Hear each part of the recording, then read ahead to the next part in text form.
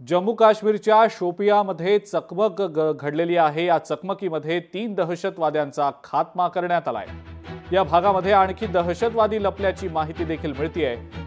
दहशतवादी आणि सुरक्षा यंत्रणांमध्ये मोठी चकमक झाल्याचं समजतंय। शोपियाच्या झिनपथेर केलर भागामध्ये दहशतवादी आणि सुरक्षा दलांमधल्या चकमकीमध्ये लष्कर-ए तैयबाचे 3 दहशतवादी ठार झाल्याचं समजतंय। ऑपरेशन केलर हे सध्या सुरूच असल्याचं समजतं आहे।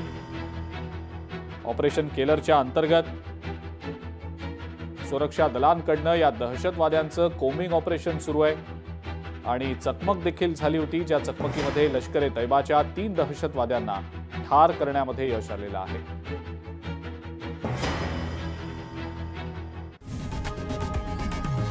लोकशाही मराठी ऐका, पहा, जागरूक रहा।